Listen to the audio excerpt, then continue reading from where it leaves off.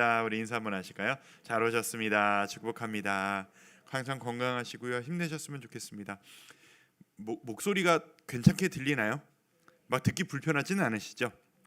예, 말할 때 약간 걸리는 느낌이 나긴 하는데 목감기에 걸렸어요. 목감기 걸려가지고 예, 막 약 먹고 뭐 하고 뜨거운 물 마시고 막 계속 그러고 있습니다. 예, 잘 버틸 수 있기를 기도하는 마음으로 하나도 아프지는 않으니까 걱정하지 마시고 목소리 들려드릴 때 들으실 때 조금 불편할 뿐입니다. 그래서 오늘 오버하지 않고 편안하게 할 수 있도록 노력하도록 하겠습니다. 실내가 좀 이렇게 막 시원하진 않으시죠? 이게 날씨가 워낙 덥다. 괜찮으세요? 예, 그래도 조금씩 내려가는 것 같긴 한데 이게 6시쯤 넘어서부터 에어컨을 돌렸는데 내려온 게 이 정도예요. 우리가 여기 옥상, 여기 위에가 바로 옥상이잖아요. 그러니까 여기 직사광선을 이 건물에 때리는 열기가 그대로 4층에 다 내려와요. 그래서 주중에 와보실 일 있으신 분들은 아시겠지만 진짜 더워요. 여기가 진짜 더워요. 그래가지고 그냥 땀 내고 싶으시면 딴 데 가지 마시고 그냥 여기 이렇게 도시면 그냥 땀 나고 이렇게 막 그럴 수 있을 것 같아요. 그래서 여러 가지로 덥고 힘들고 그런 날씨지만 건강 조심하시고 우리 모두들 힘내시면서 하루하루 보내셨으면 좋겠습니다. 오늘 하루도 말씀 보고 또 성도님들 위해 기도하고 몇몇 분들 만나서 이야기를 나누고 하는데 그런 생각이 들었습니다. 우리에게 믿음이라는 게 계속 요구가 되잖아요. 믿음이 왜 믿음이냐 하면 믿을 만한 것을 믿어서 믿음이 아니고 믿을 수 없을 만한 것도 믿기 때문에 믿음입니다. 될 만한 것을 그냥 하나님 없이도 될 수 있을 만한 일을 믿는 것은 믿음이 아니라 합리적인 결론이라고 이야기하고요. 믿음이라고 하는 것은 믿을 수 없는 것, 믿고 싶지 않은 것, 그 누가 봐도 이건 될 일이 아닌 것을 하나님이 하실 것이다 라고 했을 때 그것을 믿고 받아들이는 것을 믿음이라고 합니다. 오늘 우리가 나눌 여호수아의 이야기도 바로 그 믿음과 관련된 이야기인데요. 일단 모든 이야기를 시작하기에 앞서 기도하고 계신 그리고 하나님께서 도와주실 것을 믿음으로 기다리고 계신 우리 모든 성도님들 하나님을 믿고 신뢰하시는 그 마음으로 가득하셨으면 좋겠습니다. 우리 그런 의미에서 옆에 계신 분들에게 한 번 더 격려하도록 하겠습니다. 하나님이 도우실 것을 믿습니다. 한 번 더 격려할까요? 하나님이 도우실 것을 믿습니다. 하나님께서 여러분을 도우시고 여러분의 인생 가운데 놀라운 일을 이루어 주실 것이라 믿습니다. 지난주에 우리 여호수아 앞부분 이야기까지를 나눴습니다. 이제 쭉 함께 매주 함께 하고 계신 분도 계시고 오늘 제가 보니까 오늘 처음 참여하신 얼굴들도 계시고 섞여 있으신데 우리 지난주까지 창세기부터 여호수아 앞부분까지 이야기를 하면서 어떤 이야기까지 했었냐 하면 하나님께서 여호수아에게 계속 반복하셨다. 뭘 반복하셨어요? 두려워 말아라, 걱정 말아라, 내가 너와 함께 할 것이다. 그리고 네가 그렇게 위대하게 대단하게 너는 따라갈 수 없을 거라고 생각했던 네가 섬겼던 그 모세가 못했던 그 일을 내가 너를 통해서 이루고 말 것이니 너는 두려워하지도 말고 오직 말씀을 지키고 말씀대로만 행하라. 우로나 좌로나 치우치지 말고 오직 말씀대로만 지켜 행하면 내가 너를 통해서 엄청난 일을 이루어내고 말 것이다. 그 이뤄내는 일이 무엇이다? 이스라엘 백성들에게 아브라함 이후로 약속하셨던 이 적과 꿀이 흐르는 가나안 땅, 지금의 이스라엘 나라 그 지역을 너희에게 허락해 줄 것이다 라는 그 약속을 이룰 것이다 라고 약속하시는 그 이야기까지 우리가 나누게 되었습니다. 오늘은 이제 여호수아부터 끝까지를 쭉 다뤄나가면서 여호수아의 전체 이야기는 쉽게 말하면 전쟁 이야기입니다. 여호수아는 민족의 지도자임과 동시에 전쟁 지도자였고요. 평생 동안 31번의 전투를 싸워서 한 번 지고 모두를 이겼던 엄청난 승률의 전쟁 지도자였습니다. 그리고 전쟁을 한 이후에 이 당시에는 모든 전쟁이 그랬습니다. 전쟁이 끝난 이후에는 전리품을 나누는 게 관습이고 당연한 일이었어요. 전리품으로 얻은 그 땅을 분배하는 이야기까지, 그게 바로 여호수아의 이야기입니다. 오늘 이야기를 함께 나눠보도록 하겠습니다. 오늘 나눠드린 프린트 16페이지죠. 이제 2번에 보면은 제가 제목을 뭐라고 썼냐면 이상하게 돌아가는 전쟁 논리라고 써놨습니다. 자, 전쟁 논리. 여호수아가 그 나이가 죽어서 하나님 앞에 올라갈 때까지 평생 동안 전쟁을 시작하게 되었는데, 이 시간 이후로 이스라엘의 역사 가운데 수많은 전쟁들이 계속 반복되어집니다. 여호수아 이후에도 사사기에도 계속 전쟁이, 그리고 사울왕, 다윗왕, 그 이후에 수많은 왕들에게까지 계속 전쟁의 이야기가 구약 내내 적혀져 있습니다. 이 이야기들을 하나하나 읽어보다 보면 이제 처음에는 잘 모르실 텐데 계속 읽어 나가시다 보면 이 전쟁 이야기들이 마치 삼국지를 읽어 나가는 것 같은 똑같은 정치적인 계략과 사람의 지혜와 그것을 뛰어넘는 하나님의 역사하심이 보여지는 그 놀라운 과정들을 보실 수 있게 됩니다. 근데 이 앞으로 진행되어지는 모든 전쟁에 있어서 한 가지 공통되어진 전쟁 논리가 있습니다. 그게 뭐냐 하면, 성경을 보시면서 전쟁에 대해서 하나님께서 명하실 때 네가 가서 싸워라, 때로는 싸우지 말아라, 네가 지금 나가서 싸우면은 너는 분명히 승리할 것이다 라고 이야기를 하면서, 전쟁에 이기려면 뭐가 준비되어야 되죠? 딱 생각해 보세요. 전쟁에 하려면 뭐가 필요합니까? 일단 군사력이 필요합니다. 그렇죠? 사람이 얼마나 많은지 병력이 필요하겠고요. 두 번째, 그 병력이 상대편보다 더 뛰어난 무기가 필요합니다. 좋은 무기가 있어야 같은 싸움을 싸워도 훨씬 잘 싸울 수가 있겠죠. 세 번째로 뭐가 필요하냐면은 전략 전술이 필요합니다. 병법이 필요한 거죠. 같은 인원끼리 붙어도 어떻게 싸우고 공격하고 방어하느냐에 따라서 이기고 지는 게 얼마나 잘 드러나느냐가 전쟁의 논리 세 가지입니다. 삼국지 같은 것들을 보면 이 세 가지를 어떻게 조합하고 이겨내느냐가 그 재미일 텐데, 성경에서의 전쟁은 이 세 가지를 철저히 무시합니다. 하나님께서 전쟁을 명령하실 때 병력을 준비하여라, 너희가 조금 더 숫자를 많이 끌어모아서 전쟁을 이기게 할 것이다, 그런 이야기 본 기억 나세요? 없습니다. 너희가 조금 더 좋은 무기를 가져다가 싸우면 네가 이길 수 있을 것이다, 보신 기억 있으세요? 없습니다. 전략을 어떻게 싸우면 너희가 이길 것이다, 없습니다. 이 무기, 전술, 그리고 병력, 이것은 세상 논리로 전쟁의 승리 방법인데, 하나님께서는 이 모든 것을 무시하시고 딱 한 가지 논리만을 내세우십니다. 내가 너를 이기게 해줄 걸 믿느냐? 믿습니다. 그러면 내가 하라는 대로 해라. 이게 끝입니다. 본질적으로 보면 전쟁과는 아무런 상관이 없는 신앙생활의 일부와도 같은 일상생활에서 요구하시는 내가 원하는 대로 순종하며 믿음으로 나아갈 수 있겠느냐, 그것이 유일한 전쟁에서의 승리의 요건입니다. 그래서 이제 앞으로 보시게 될 텐데, 믿음으로 하나님이 하라고 하시는 대로 하면 무조건 승리합니다. 그런데 이길 수 있는데도 믿음으로 순종하지 않으면 패배하는 것, 그게 앞으로 반복되어지는 이스라엘 백성들의 전쟁 논리입니다. 그렇게 만들어주시는 거예요. 왜?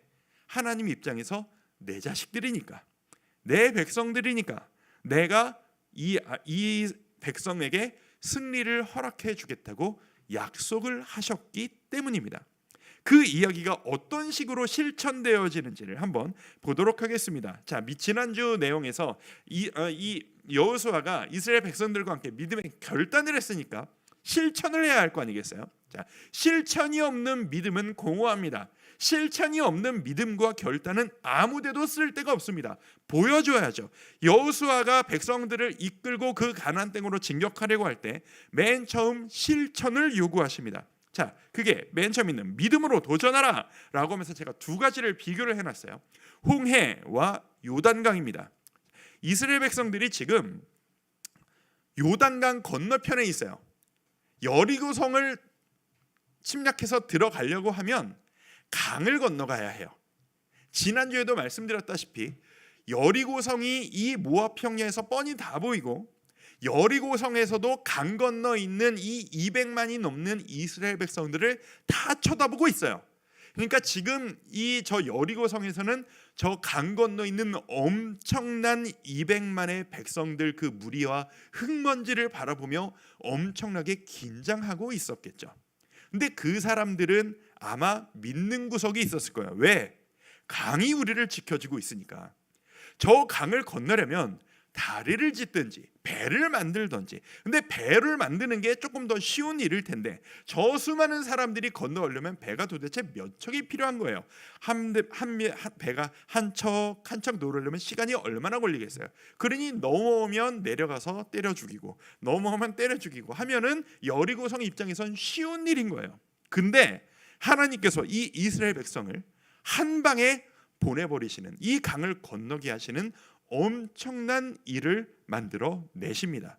그런데 그 강을 건너려면 강을 하나님께서 물을 물리치고 물을 갈라서 건너게 하시는 액션을 시키시는데 홍해와 요단강이 딱 대조가 되는 겁니다. 자, 홍해 때도 바다를 물을 가르고 건넜잖아요. 지금도 요단강을 가르고 건너는 거거든요. 똑같은 물을 가르고 건너가야 하는데 결정적인 차이가 하나 있습니다.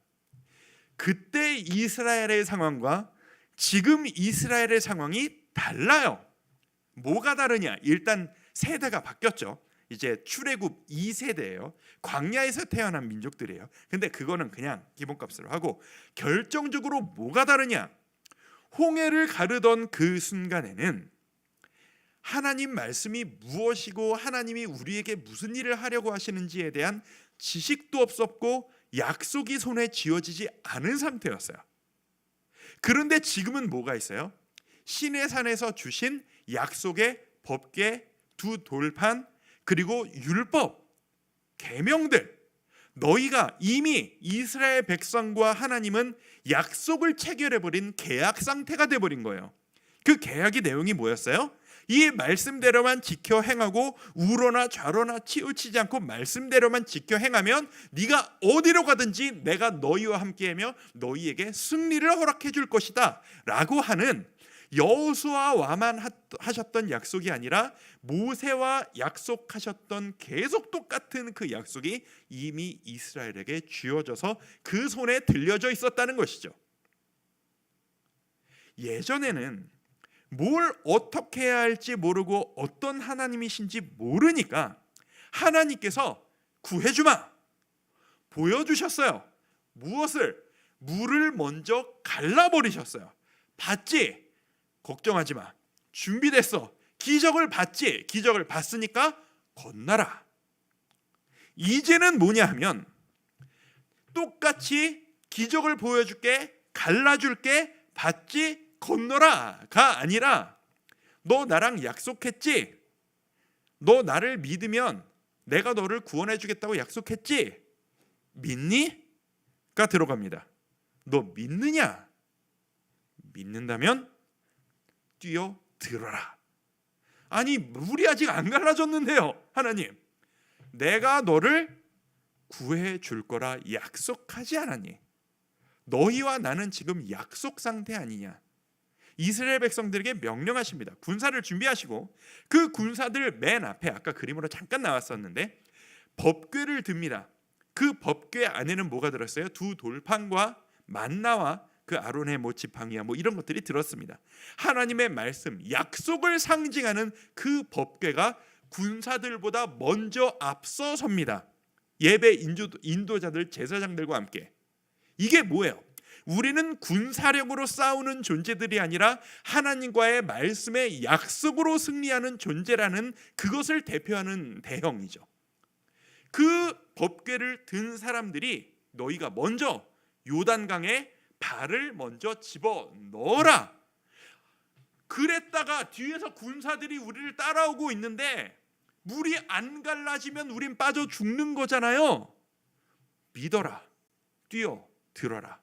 네가 나를 믿고 있다는 액션을 네가 먼저 보여라. 그러면 갈라주마. 순서가 바뀐 겁니다. 진짜 이스라엘 백성들에게 요구하신 그 모습대로 이 제사장들이 법궤를 메고 먼저 요단강에 첫 발을 내딛는 순간 강이 한 방에 물이 쭉 밀려나서 양 끝이 보이지 않을 정도로 물이 갈라지고 맨 땅이 드러나게 됩니다. 그리고 그 땅을 이스라엘 백성들 군사들이 건너서 여리고성으로 진격하게 되는 겁니다. 우리에게 요구하시는 순서가 이런 순서일 수 있습니다. 성도 여러분, 우리가 이런 얘기를 하면 너무 많은 걸 알아버렸어, 차라리 몰랐으면 좋았을 것을 라고 하실 수도 있어요. 몰라서 하시는 얘기예요. 더 큰 축복이 있다는 걸 몰라서 하시는 얘기예요. 말씀이 무엇이고 약속이 무엇이고 하나님이 나에게 원하시는 게 뭔지를 몰랐을 영적인 어린아이와 같은 때에는 어린아이와 같이 주세요만 하면 주세요. 근데 신앙의 연차가 쌓여가고 몸이 커가고 마음이 커가는 것처럼 나의 신앙의 기본이 세워지고 그럴수록 우리는 하나님한테 보여드려야 할 것이 있어요. 그게 뭐냐? 이 약속을 지키는 거예요. 너 나를 진짜 믿니? 너 내 말씀대로 순종할 수 있니? 내가 지금 2022년 이 때를 살아가는 이 시대에도 이 약속의 말씀이 너희에게 유효하다는 사실을, 내가 지금도 너희와 동일하게 동행하고 있다는 사실을 너는 믿느냐? 믿습니다. 믿는다면 행동으로 보여라. 너의 삶에 사람들이 원하는 것을 선택하지 말고 이 말씀이 원하는 대로 내가 원하는 것을 선택하고 그것을 위해 살아가는 사람이라는 것을 네가 보여라. 그게 바로 행동하는 믿음인 겁니다. 여러분들이 그런 분들이 되실 수 있었으면 좋겠습니다. 우리가 홍해를 가르신 하나님 많이 이야기하지만 요단강을 가르신 하나님 덜 많이 이야기합니다. 왜 그러겠어요? 부담스러우니까요. 여러분이 하셔야 될 일이 있으니까요. 그런데 우리가 지금 마음속에 받아들여야 될 하나님은 홍해를 가르신 하나님 이후에 요단강을 가르신 하나님이십니다.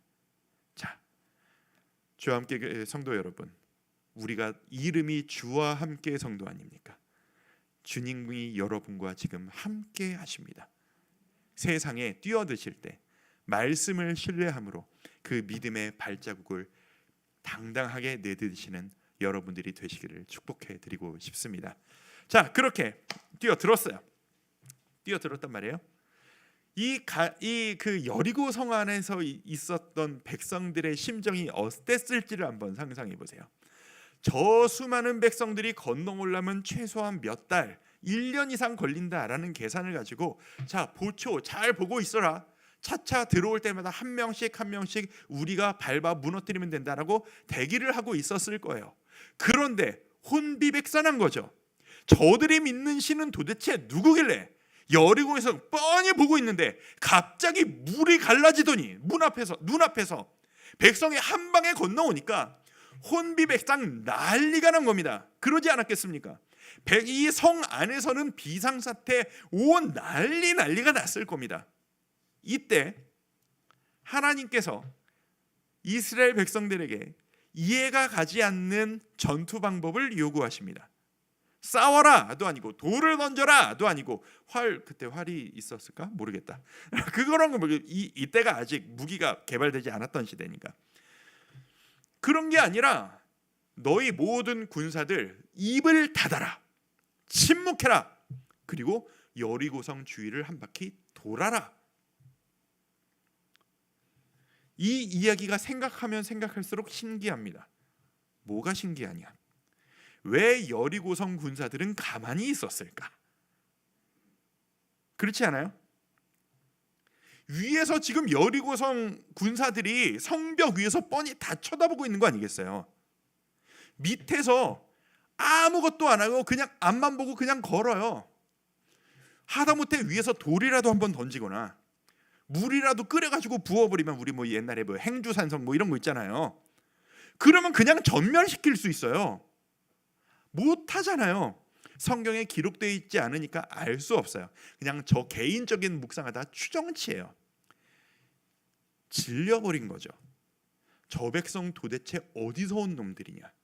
누구길래, 그리고 저들을 보호하는 신은 누구길래, 모두가 다 신을 믿는 시대였으니까 저들의 신은 누구길래 저 강을 가르고 우리한테 오는 것이냐? 강마저 가를 정도면 우리가 함부로 저들을 건드렸다가 저 강을 가른 저 신이 우리한테 무슨 죄를 저질지 모르겠다 라고 질려서 덜덜 떨면서 아무 일도 못하고 있었던 건 아닐까라는 게 저의 상상이에요. 근거는 없어요. 반대로 이스라엘 백성들의 심정이 어땠을지를 한번 생각해 보세요. 그 구조를 똑같이 생각했을 거라고요. 여리고 성을 한 바퀴 도는 게 그냥 뭐 공원 산책하듯이 편하게 도는 거겠어요? 성벽 위에서 창 칼을 든 군사들이, 보초들이 우리를 쳐다보고 있는 걸 뻔히 알아요. 위에서 뭐라도 집어 던지면 내 머리가 박살날 걸 알고 있다고요. 얼마나 두려웠겠어요. 위에 있는 사람보다 밑에서 돌고 있는 사람이 훨씬 더 무서웠을 거예요. 그래서 하나님이 입을 닫으라고 하신 게 아닐까 싶어요. 이것도 저의 상상이에요. 사람이란 군중 심리라는 게 있어서, 야 우리 이러다가 어떡하지? 위에서 뭐 떨어뜨린 거냐? 야 위에서 무슨 소리 났어? 뭐 던질라고 그러나 봐. 모두가 다 무서워서 덜덜덜 떨었을 거예요. 침묵을 시켜버리는 거죠. 너희는 잠잠히 서서 하나님께서 행하시는 그 일을 보라 라고 하는 그 마음으로 침묵하고 도는 거죠. 그러니까 이 여리고성을 한 바퀴 도는 이것은 이 이스라엘 백성들 입장에선 목숨을 걸고 믿음으로 도전하는 거예요. 내가 지금 죽을 수도 있는데 초조하는 마음으로 덜덜 떨리는 다리로 이 여리고성을 도는 것 아니겠습니까? 모르겠어요. 아닐 수도 있어요. 저의 상상이에요. 저의 상상이에요. 제가 자료를 많이 찾아봤는데 이거에 대해서 속 시원히 얘기해 주는 사람이 없더라고요. 제가 이게 맞겠다라는 생각을 그냥 저 혼자 했습니다.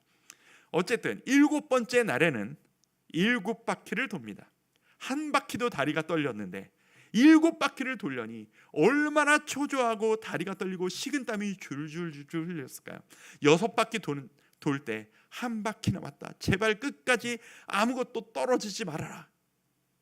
위에서는 계속 도네. 오늘은 한번 던져봐 마라. 막 이런 생각을 하고 있었는데 7바퀴를 도는 순간 하나님께서 시키시는 거죠. 온 백성들 크게 소리를 와 지르면 여리고 성벽이 한 방에 무너지는 겁니다. 여리고 성 사람들 입장에서 어떻겠어요? 아니나 다를까 우려했던 일이 일어나는구나. 저들의 신은 누구길래 우리에게 이런 일을 일으키는가. 반항 한마디 못하고 모두가 몰살을 당해버리게 되는 겁니다. 이게 바로 하나님이 전쟁을 이끌어 가시는 방법입니다. 여러분이 어떤 능력을 가지고 계시는지 문제되지 않습니다. 여러분이 어떤 경험을 하셨는지 아무 문제되지 않습니다. 이스라엘 백성들 이때가 태어나서 첫 전투예요. 경험이 없어요. 숫자도 문제되지 않습니다. 여러분이 지금까지 어떤 삶을 살아오셨는지도 아무런 문제가 되지 않습니다. 단 한 가지, 내가 말씀대로 살아갈 의지와 믿음과 순종과 결단이 되어져 있느냐. 단 그것 한 가지 뿐입니다. 이렇게 승리하시는 여러분이 되시기를 바랍니다. 그런데 반대 케이스가 나오죠.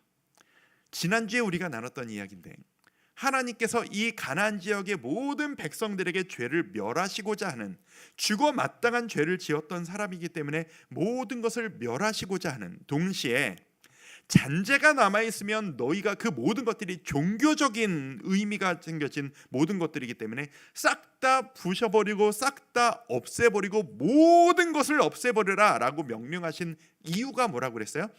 거기에 눈 돌아가서 이방신을 믿는 그 관습에, 그 화렴에 빠질까봐. 그 중에 한 사람, 여리고 성이 무너진 이후에 얼마나 기뻤겠어요. 아간이라고 하는 한 사람이 이거 참 예쁘다. 나 태어나서 이런 거 처음 본다.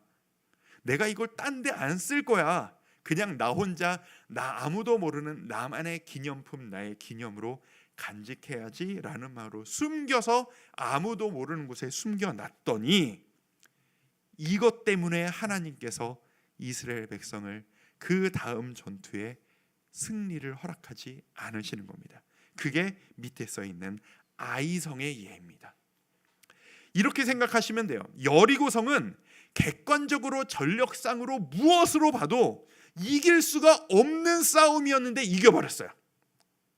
아이성 전투는 성도 작고 사람도 적어요.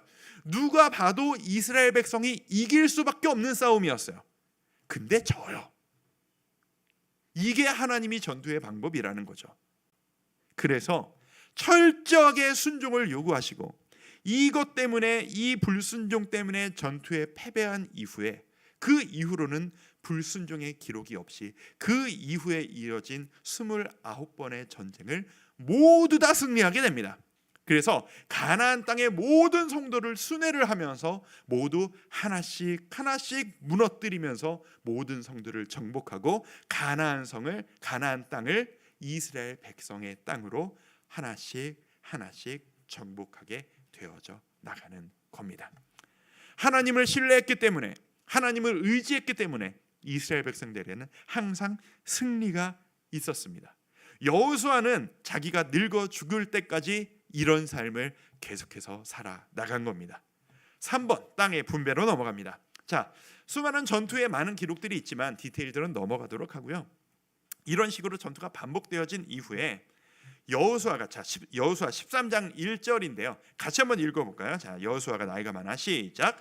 여호수아가 나이가 많아 늙음에 여호와께서 그에게 이르시되 너는 나이가 많아 늙었고 얻을 땅이 매우 많이 남아 있도다. 자, 이때 여호수아가 나이가 85세였을 거예요. 85세가 된 거예요. 할아버지가 된 겁니다. 더 이상 전투를 하기에는 적합하지 않은 나이가 되었고 이제 죽을 때가 됐다고 하나님이 판단을 하신 것 같아요. 하나님께서 여호수아에게 불러서 말씀하십니다. 너 이제 할 만큼 했다. 너 이제 은퇴할 때가 되었다. 모세가 그랬던 것처럼 너도 이제 마무리를 할 때가 되었구나 라고 말씀을 하시는 겁니다. 그런데 여호수아가 평생 동안, 이따가 얘기를 할 텐데, 평생 동안 순종하는 마음으로 열심히 전투를 했음에도 불구하고 모든 땅, 모든 민족을 정복하지는 못한 상태였던 거예요.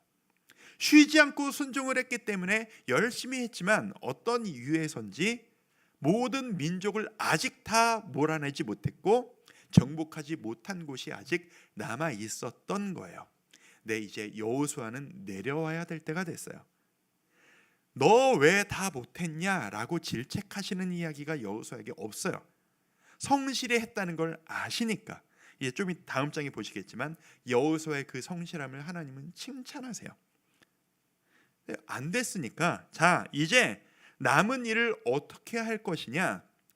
이때 아직 다 정복하지 못했지만 이 땅을 이렇게 하나님이 말씀을 하십니다. 너는 이제 혼자 지도자된 그 자리에서 내려와서 이제 12지파가 있잖아요. 12지파에게 땅을 나눠주어라. 인구수대로 인구수가 많으면 넓은 땅을, 적으면 적은 땅을 어떻게 뽑느냐? 제비뽑기로 뽑습니다. 제비뽑기로 땅을 뽑아서 인구수대로 정착해서 살도록 해라. 그리고 그 정착해서 맡은 그 땅 안에 아직 몰아내지 못하고 무너뜨리지 못한 성과 이방 민족들이 있다면 그 땅을 담당한 그 지파가 책임지고 그 땅에 있는 아직 못한 일을 마저 마무리하도록 너희가 나랑 약속할 수 있겠느냐?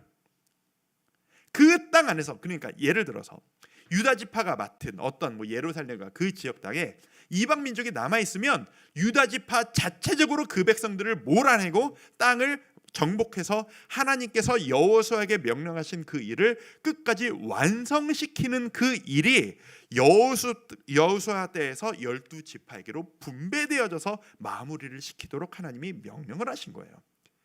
네, 그렇게 하겠습니다라고 모든 12지파의 지도자가 동의를 했고 12지파 지도자들이 제비뽑기를 합니다. 그리고 그 땅을 분배하게 됩니다. 지도는 어떻게 땅이 나눠졌느냐, 그 그림 한번 보여주실래요? 이런 그림인데 이게 작아서 잘 안 보이시죠? 인터넷 찾아보면 다 나와요. 그리고 여러분 성경책 앞뒤에 보시면 그림 자료로 다 나오실 거예요. 가운데 강이 흘러가고요. 요단강 가운데 흘러가고요. 어떤 지파는 강 건너가기 전 오른쪽, 어떤 지파는 왼쪽을 골고루 나눠서 진행을 합니다. 그래서 이렇게 넓은 지역을 맡은 지파는 인구가 많았구나, 적은 땅을 맡은 지역은 인구가 적었구나, 그렇게 생각을 하시면 되겠습니다. 그리고 이제 내려주셔도 됩니다. 이 지파가 이 12지파라고 하는 것이 원래 야곱의 12아들이잖아요. 이때부터 12지파의 개념이 세부 조정이 되어집니다. 여기 보면 밑에 보면 레위인에게는 배당되지 않은 땅이라고 했어요. 레위인이 제가 지난주에 뭐라고 말씀드렸죠? 지난주였나요? 지지난주였나요? 지지난주였던 것 같네요. 레위인들은 오직 하나님만 바라보며 예배를 인도하고 백성들이 하나님을 만날 수 있도록 도와주는 데에 전념하는 지파로 하나님이 명령을 하신 거예요. 모세와 아론과 이 사람들이 모두 다 레위 지파였어요. 그러니까 이 사람들은 땅을 배부받지 못했어요. 이 당시에 땅이 곧 재산이었거든요. 재산을 주지 않았다는 건 뭐냐면, 너희는 세상 논리대로 돈 벌려고 하지 말고 긁어 모으려고 하지 말고 나를 예배하는 데만 오로지 집중해라. 세상 욕심 따라가지 말아라. 그래서 자기 소유를 갖는 것을 금지하셨어요. 대신에 이 지파들 중간중간에 섞여 살면서 이 나머지 지파 사람들이 하나님께 세금을 내고 이 레위인들이 먹고 살기에 충분한 먹고 살 것들을 제공해 주는 것, 그것이 레위인들이 먹고 살아가는 방법이었습니다. 오늘날 교역자들이 레위인들은 아니고 목사들이, 목회자들이, 제사장은 더더욱 아닙니다만 나중에 이 주제로 얘기할 부분이 나올 겁니다. 정신은 이어받아야 될 부분들이 있습니다. 이런 정신을 이어받자면 목회자, 목사들은 재산을 긁어 모으거나 부자가 되려고 애써서는 안 됩니다. 이 이야기는 나중에 제가 또 말씀드릴 기회가 있을 겁니다. 너의 삶을 오로지 하나님에게만 집중해라.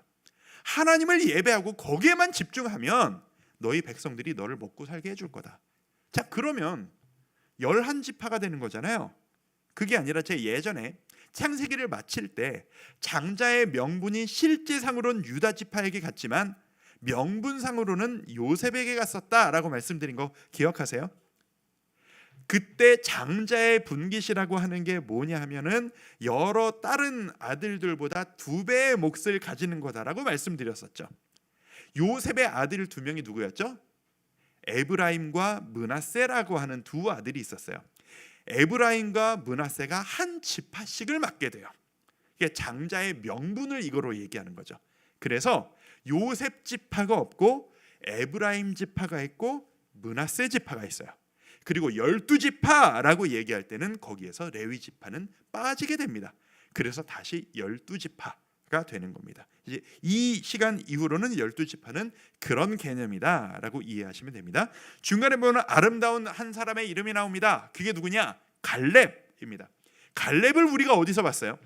민수기에서 봤습니다. 뭐 할 때요? 12정탐꾼 때 나왔습니다. 12정탐꾼 들어가서 40일 동안 가나안 땅을 보면서 모든 백성들이 우리가 죽게 되었도다, 애굽으로 돌아가자라고 했을 때 그게 무슨 소리냐? 저들은 우리의 밥이라, 하나님이 우리를 저들에게 승리하도록 만들어 주시리라 얘기했던 단 2명, 한 명은 여호수아, 남은 한 명이 갈렙입니다. 갈렙이 지금까지 어떤 삶을 살았을까? 우리는 성경에 나와 있지 않지만 상상할 수 있습니다. 지금 이스라엘 전 민족 이 수백만 중에서 나이가 제일 많은 2명이 여호수아와 갈렙이에요. 그럴 수밖에 없잖아요. 이 나이 사람들은 이미 다 죽었어요. 지금 살아있는 사람들은 최소 40년 전에 미성년자였으니까 최소 50대 이하라고요. 현재 남아있는 사람들은. 그런데 여호수아가 85세, 갈렙도 비슷했겠죠.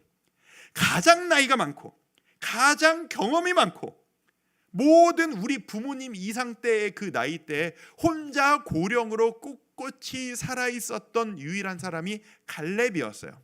인간적으로 보면 나랑 같이 있었던 여호수아는 온 민족의 지도자가 됐는데 갈렙은 아무런 감투 하나 없이 평범하게 남들과 같이 자기 자식벌들과 함께 여호수아의 지도를 따라 순종하며 지금까지 왔어요.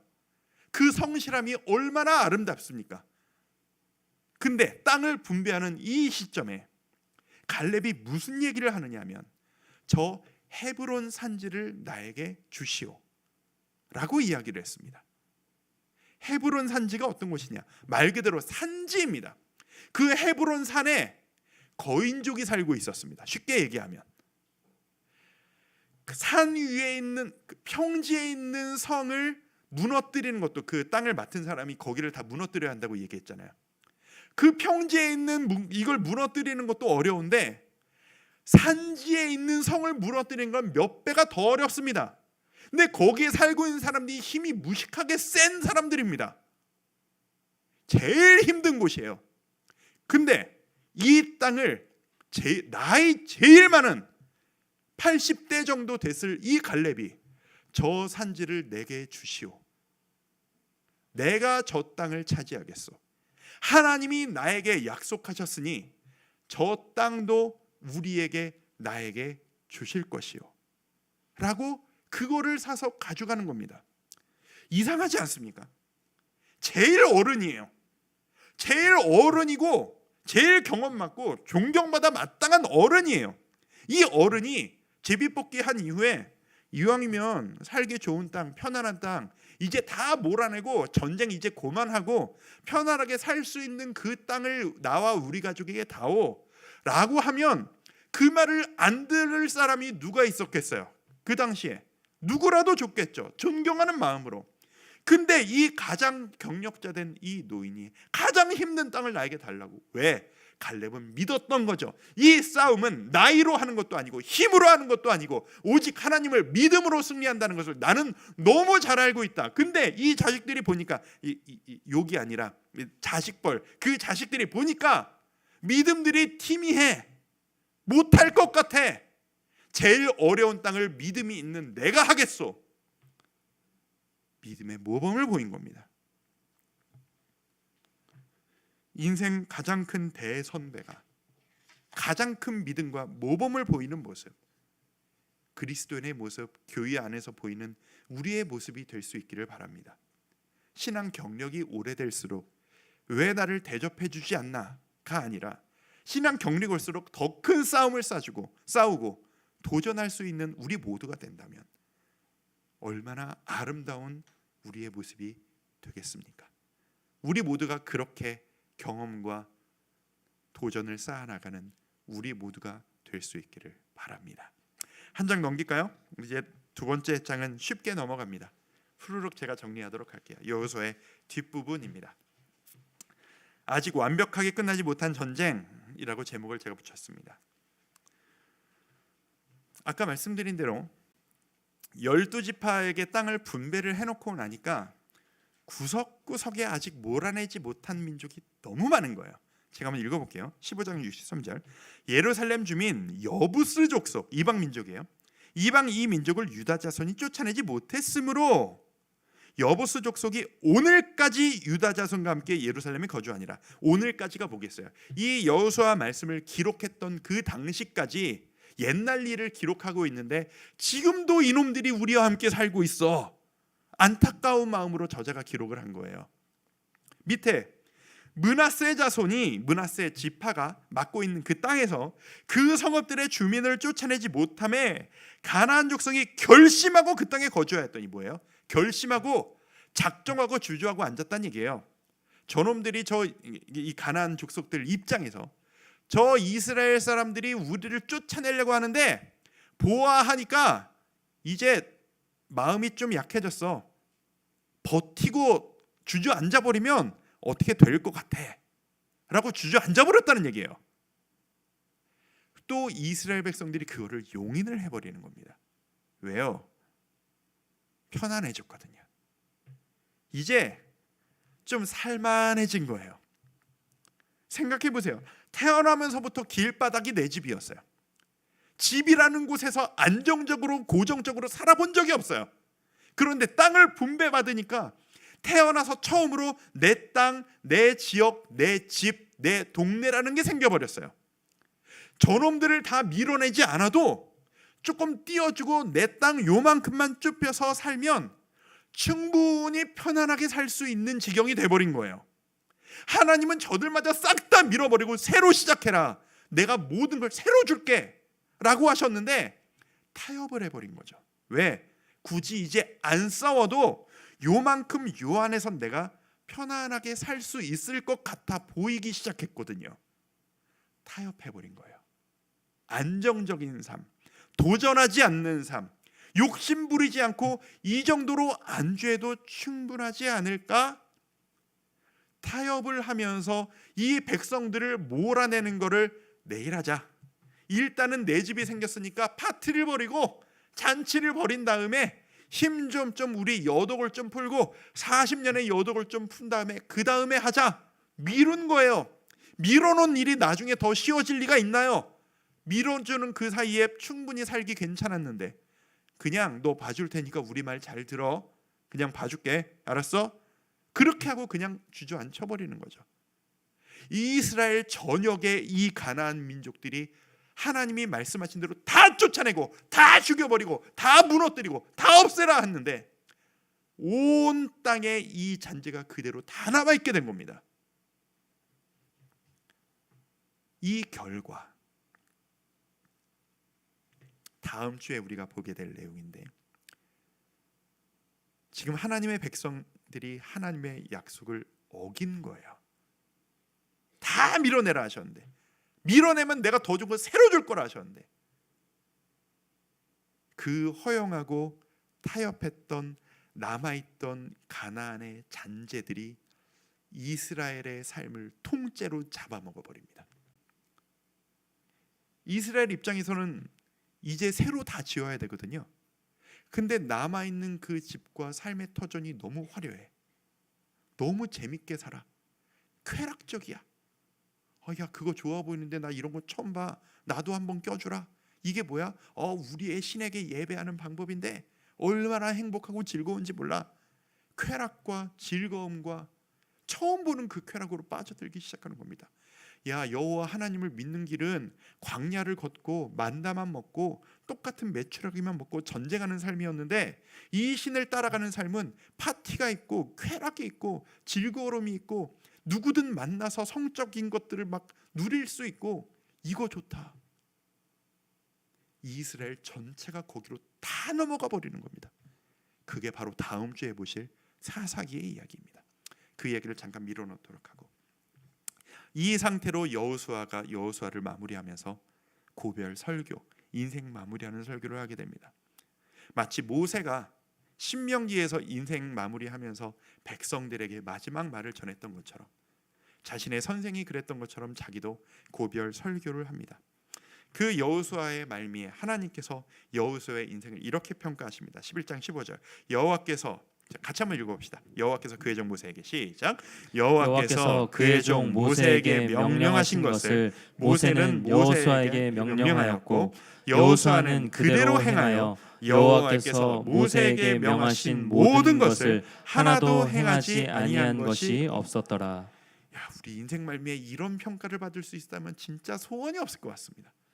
하나님께서 명한 것을 하나도 행하지 아니한 것이 없었더라. 제가 은퇴하는 날 이런 평가를 받을 수 있다면 진짜 여한이 없겠고요. 우리 모두가 하나님 앞에 이런 평가를 받을 수 있기를 진짜 축복하며 소망합니다.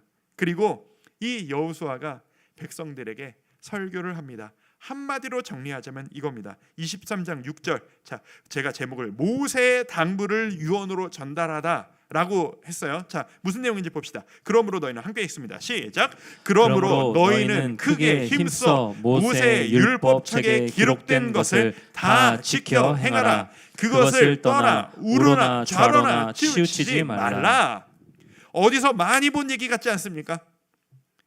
이 이야기, 이 표현을 우리가 어디서 봤죠? 모세와 했던 약속에서 받고, 또 언제 받느냐? 지난주에 여호수아에게 하나님께서 여호수아 1장에 처음 약속하실 때 너 두려워 말아라, 걱정하지 말아라, 말씀을 지켜 행하고 좌로나 우로나 치우쳐 행하지 않으면 내가 너와 함께하면 승리를 줄 것이다. 이 이야기를 지금 죽기 직전에 백성들에게 그대로 하고 있지 않습니까? 뭘 증명하는 걸까요? 여호수아는 내가 사명을 받고 첫 사역을 시작한 그날 하나님께서 나에게 주셨던 그 명령을 죽을 때까지 잊지 않고 지켜 행하기 위해 최선을 다한 인생을 산 겁니다. 그러니까 죽기 직전에 백성들에게 이야기를 그대로 전하는 것 아니겠습니까? 이렇게 살아가는 우리가 되기를 바랍니다. 우리가 인생을 바르게 살아가고 우리가 이 세상에서 승리하기 위한 방법을 모르는 게 아니에요. 성도 여러분, 여러분들이 이 세상에서 어떻게 살아가야 하는가라는 방법을 모르시는 게 아닙니다. 이 이스라엘 백성들도 몰랐던 게 아니에요. 모세와 함께 똑같이 다 들었고, 근데 모세는 순종했고 여호수아는 순종했고 나머지 백성들은 순종 안 한 것뿐이에요. 우리의 손에 말씀이 들려져 있습니다. 제가 들고 있는 이 말씀, 여러분이 들고 계신 이 말씀은 남들은 모르고 나만 아는, 아니면 나만 모르고 남들만 아는 그게 아니라 우리 모두에게 동일한 하나님의 약속입니다. 이것을 지키고 이대로 행하느냐, 이것을 믿고 이대로 사느냐 안 사느냐만이 다를 뿐입니다. 그래서 우리는 날마다 말씀을 봐야 하는 겁니다. 이대로 살기 위해서, 오늘 하루를 살 때 좌로나 우로나 치우치지 않기 위해서 이 말씀을 통해 하나님과 동행하는 삶을 살아가기 위해서. 여호수아가 12지파 지도자들과 이 민족들을 보니 불안한 겁니다. 내가 떠난 이후에도 이놈들이 남은 잔재를 싹 다 밀어내고 이방 민족들을 몰아내고 그들에게 곁눈질을 하지 않고 살 수 있을까? 모세가 죽기 전에 당부했던 것처럼 여호수아도 엄청난 당부를 합니다. 제가 읽어드릴게요. 자, 23장 12절에서 13절입니다. 너희가, 여호수아가 백성들에게 하는 이야기예요. 만일 돌아서서, 너희가 이제 너희 땅으로 돌아서서 너희 중에 남아있는 이 민족들을 가까이하여 더불어 혼인하여 서로 왕래하면, 자 뭐예요? 안 몰아내고 곁눈질하고 그들이 사는 것처럼 너희가 따라 살기 시작하면 확실히 알라, 경고다, 너 확실히 알아라. 너희 하나님 여호와께서 이 민족들을 너희 목전에서 다시는 쫓아내지 아니하시리니, 뭐냐면 니들이 안 몰아내면 하나님이 저절로 저들이 나가도록 만들지 않으실 거란 얘기예요. 뒷감당은 너희가 책임질 너희의 영역이라는 거예요. 알아서 어떻게 되겠지라는 건 없다라는 이야기입니다. 그들이 너희에게 올무가 되며 덫이 되며 너희의 옆구리에 채찍이 되며 너희의 눈에 가시가 되어서 너희가 마침내 너희의 하나님 여호와께서 너희에게 주신 이 아름다운 땅에서 멸하리라. 이놈들 싹 다 몰아내고 새롭게 시작하지 않으면 저들 때문에 너희 멸망하게 될 것이다. 이 말이 결국은 실천되는 거 아닙니까? 그 실천되는 이야기가 요즘 우리가 성경 읽기 하는 이사야의 배경이 바로 이게 실천된 배경 이야기 아닙니까? 그리스도 성경 읽기 매일 주와 함께 하고 있는 요즘 우리가 읽고 있는 그 본문이 이게 진짜로 이렇게 실천되어 버린 그 시절의 이야기예요. 하나님은 약속을 지키십니다. 그리고 이 이야기를 당부를 듣자 이스라엘 백성들이 여호수아 앞에 무슨 말씀을 하시는 거예요? 당연히 하죠. 우리는 선생님이 하신 대로 당연히 하죠 라고 하면서 24장 21절 뭐래요? 백성이 여호수아에게 말하되 아니니이다, 우리가 여호와를 섬기겠나이다. 선생님, 우리끼리 진짜 할 거예요. 믿어주세요. 믿기는요, 여호수아가 죽은 이후에 사사기가 기록합니다. 여호수아와 그와 함께했던 지도자들이 죽은 후에 지들 맘대로 살아가기 시작합니다. 왜? 살만해졌거든요. 집이 생겼거든요. 재산이 생겼거든요. 꿈에 그리던 기도 응답을 받았거든요. 편안해졌거든요. 이제 내가 원하는 것을 얻기 위해 하나님께 매달렸던 것들은 끝나고 원하는 것 다 얻었으니 이 사람들의 논리 가운데 하나님께 매달릴 이유가 없어져 버렸다고 생각하는 겁니다. 그래서 기도 응답이 최고의 하나님과 멀어지는 계기가 되는 게 이래서인 겁니다. 성도 여러분, 여호수아의 이야기를 기억하면서 우리가 기억하기를 원합니다. 여러분들이 하나님께 오늘 매달리시기 원하시는 그 이유, 오늘 이 자리에 나와서 기도하기를 원하시는 그 이유, 무엇 때문이십니까? 여러분이 무엇을 얻고 싶으셔서 지금 하나님께 매달리고 계십니까? 그거 얻으신 이후에도 하나님께 동일하게 매달려 있으실 자신이 있으십니까? 이스라엘 백성들도 자신했습니다. 아니니이다. 우리가 여호와를 섬기겠나이다. 얼마나 가자 보자고요. 다음 주에 보자고요. 무엇을 얻느냐가 중요한 게 아닙니다. 지금 주님과 함께 하고 있느냐가 중요한 겁니다. 말씀대로 살아가고 있느냐가 중요한 겁니다. 이 여호수아의 말씀을 우리의 반면교사 삼아 하나님 정말 주시면 좋겠습니다만 주셔도 안 주셔도 저는 주님과 함께함이 내 인생의 가장 큰 복이요 내 인생의 가장 큰 기쁨입니다. 그렇게 고백할 수 있는 우리 주와 함께 교회 성도 여러분 되시기를 주의 이름으로 축원합니다. 그런 마음으로 찬양 한번 하도록 할까요? 우리 오늘의 전쟁 이야기들 많이 봤습니다. 그 전쟁의 이야기들을 기억하면서 보라 너희는 두려워 말고 보라 너희를 인도한 나를 보라 너희는 지치지 말고 보라 너희를 구원한 나를 여리고성을 믿음으로 돌던 그 이스라엘 백성들을 기억하면서 하나님 앞에 찬송하며 나아가도록 하겠습니다. 함께 찬양합니다. 보라 너희는 두려워 말고 보라